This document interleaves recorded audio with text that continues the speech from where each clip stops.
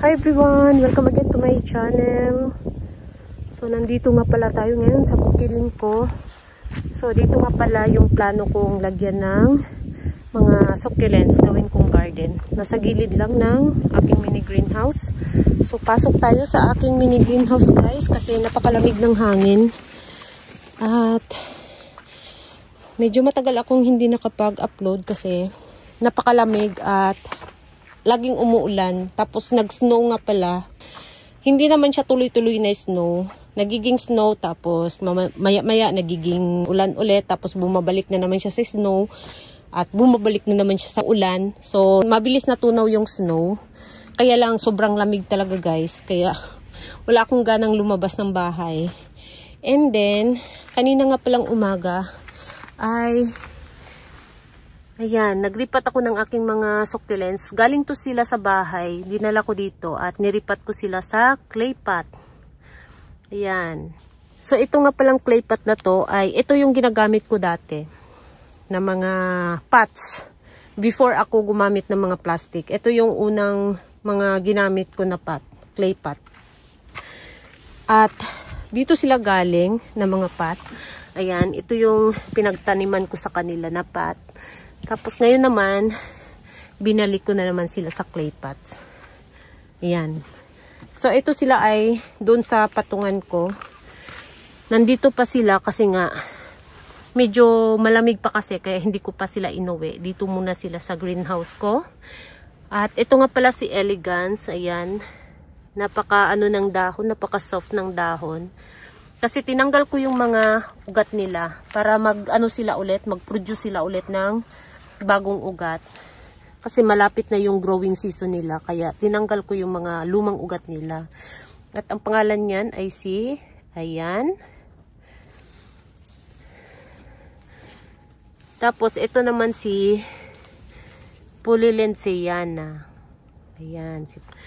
At nagtanggal ako dito ng isa para gawing propagation. So itong lahat na to ay baby lang. Yung nasa gitna ang mother plant. Yan. Pero hindi na sila nakakonek. Hiniwalay ko na. Kaya lang, tinanim ko sa isang pot pa rin. Ayan. Para maganda sila tingnan. Tapos ito, galing to doon sa garden ko. Yung katabi ng bahay ng kamatis. Tinanggal ko siya doon, si Santa Luis. At kung nakita ninyo yung dahon niya guys, nagkaroon ng sunburn sa gitna. O yan o. Nasunog, nasira siya. Malaki na siya.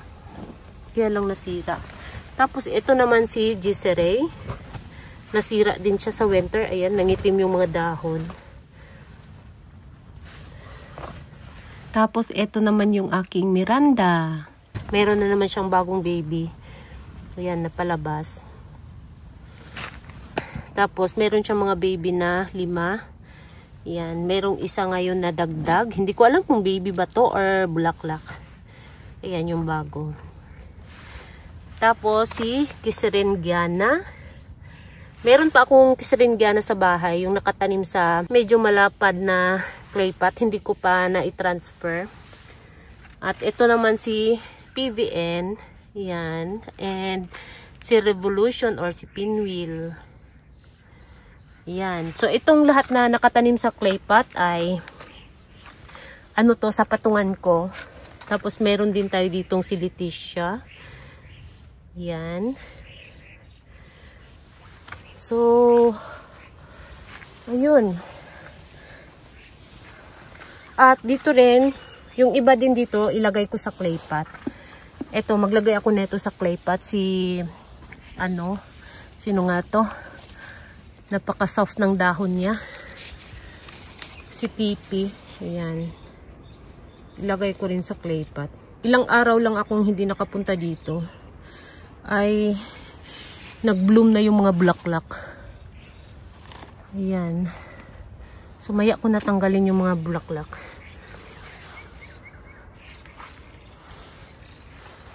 Tapos meron pa akong hindi na nairipat. Ito si Agavoides cross Polydonis, hindi ko pa naripat. So ito rin sila, ilipat ko sa clay pot. Pati ito si Polydonis, ayan, nasira siya sa winter. So, meron pa ako ditong clay pot na natira. Ayan. Tapos, ito rin, hindi ko pa na, naasikaso. Arrangement to siya eh. So, kailangan ko siyang tanggalin dyan at itanim sa kanya-kanyang pot. Meron din ako dito, ayan oh. Ito siya, baby neto. Dito siya galing. Yan, napakarami na kasi kaya nagtanggal ako ng mga ilang baby na elegance para dumami sila ng dumami. Baka yung iba dito ay itanim ko sa gagawin kong garden. Tapos meron pa akong hindi na itanim. Ayan. Dito rin, meron pa rin. Ito nga pala si Scarlet. Yan. Hindi ko pa na itanim, guys. Tapos, i-check na natin yung mga yung Marcos ko na henedcat. Ayan, may mga babies na naglabasan, guys. Ito yung mga tinanggalan ko ng mga heads. Tingnan niyo, ang daming baby na lumabas sa stem, di ba? Ayan. So, kapag medyo lumaki na yung mga baby dyan sa stem, makita na natin kung gaano siya kalash soon. Tapos, yung ko nga pala dito ay may dito, California Sunset. Tinanggal ko kanina lang. Kasi ayan nasira siya, guys. Tapos yung kinain siya ng uod. Etong gitnang dahon dito sa yung kinain ng uod. Kaya tinanggal ko yung pinakagitnang rosette, baka nasa ilalim yung uod. Yan, tinapon ko yung niya. So sayang, kinain siya ng uod. Kainis. Yan. Pero yung stem niya okay naman, kaya itanim ko ulit yung niya, stem niya. Baka magkaroon siya ng mga baby dyan sa stem. And then, lipat ko din yung ko. Ayun ayan, niripat ko rin to. Ayan. Niripat ko rin si Opalina. Pinalitan ko siya ng bagong lupa tsaka pot.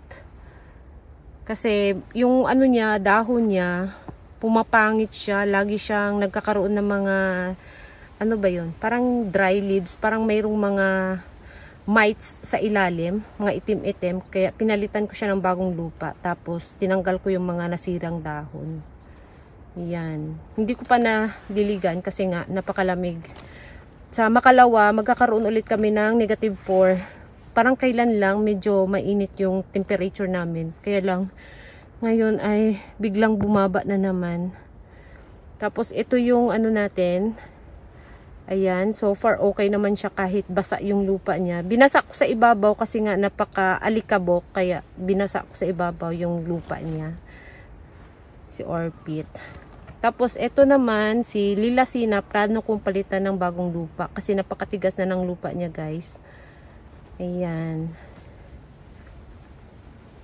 Tapos yung iba ay bagong ripat pa last year, kaya hindi ko pa sila papalitan ng bagong lupa. Ganyan muna sila. Yan. Makulimlim kasi ngayong araw. Yan. Kaninang umaga, medyo lumabas yung init. Mga ilang oras lang din. Tapos, ayun. Makulimlim na naman. Tapos, yung mga babies natin, ayan. Nabasa nga pala yan dahil nga tumutulo yung eto, yung plastic. Tumutulo siya. Ayan, dyan napunta yung basa.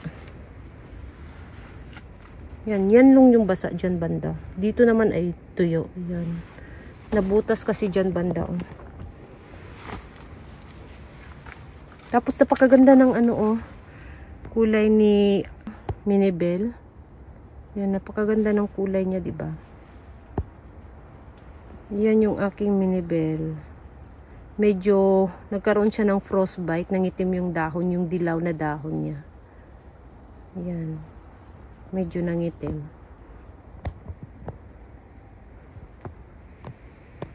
So, soon yung mga ginawa kong arrangement ay sa bahay sila.